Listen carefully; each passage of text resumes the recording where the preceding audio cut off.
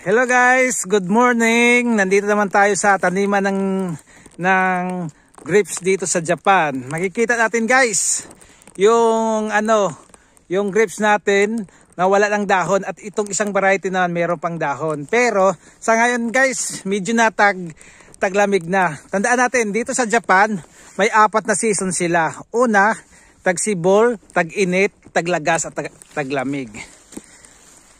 Ito ang benefits dito naman sa Japan guys.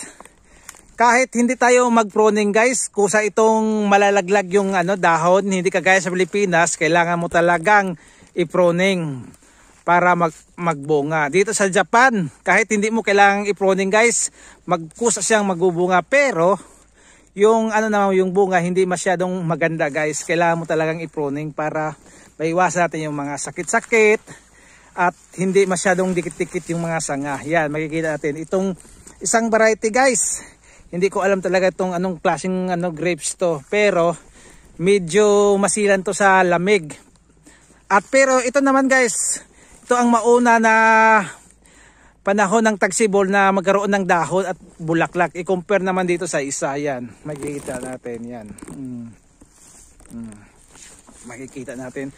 Ngayon guys, ito na ang tinatawag nating dormancy stage ng ng tanim natin, na kung saan natutulog na sila kasi dahil sa unfavorable condition guys, na taglamig talaga. Hindi kagaya sa Pilipinas talaga na year round. Year round siyang yung buhay niya yung growth niya patuloy. Dito sa Japan, na simula ng Mayo hanggang August yung growth niya. Pagdating ng medyo taglamig na guys, medyo humihina na, at during winter time wala na talaga guys, natutulog na. Yan. Yan, makikita natin. Wala nang yung buds niya na talaga, tulog na, parang patay, makikita natin. Yan. Dapat tandaan natin guys, magkaiba yung management dito sa Japan at sa Pilipinas. Dito sa Japan kasi guys,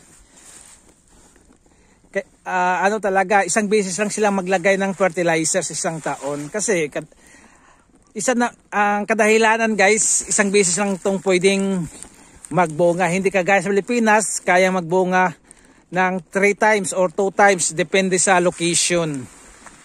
Kung may greenhouse ka, pwede kang pabungahin mo ng 3 beses isang taon.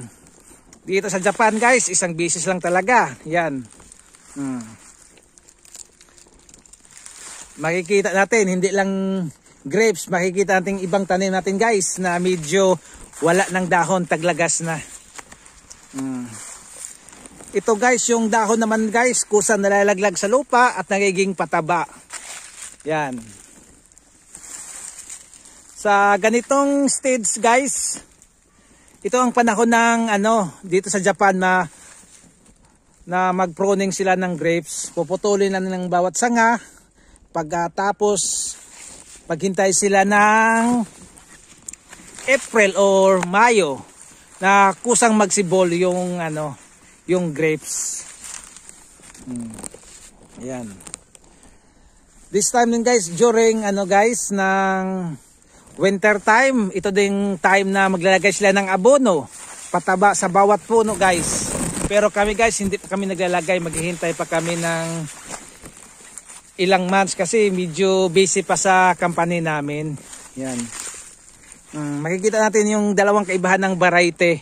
Makikita natin itong variety guys, medyo wala lang talagang dahon, medyo masilan to sa sa lamig. Ito naman medyo lumalaban guys, mayroon pa. Tandaan natin, maraming variety, depende sa location guys. Kasi may ibang variety talaga guys dito sa Japan na hindi kaya ang super lamig. Yun, kagaya sa tinatanim sa Hokkaido. Doon sa Hokkaido talaga guys, sobrang lamig yun. May ibang variety na guys na doon lang tinatanim na matibay talaga sa frost or yung snow na kayang mabuhay. Yan. Makikita natin guys yun. Itong puno na to guys ay 3 taon na to guys. Yan dito sa Japan. 3 taon na yan. Ganito lang. Yan guys, makikita natin. Basta, tandaan lang natin ha, magkaiba yung klima sa Pilipinas at saka dito. Baka magtaka kayo, yung management magkaiba talaga. Pero, almost the same guys. Kung anong pangangailangan ng tanim dito, ganun din sa Pilipinas. Kaso lang, yung yung fertilizer management, yung magkaiba talaga.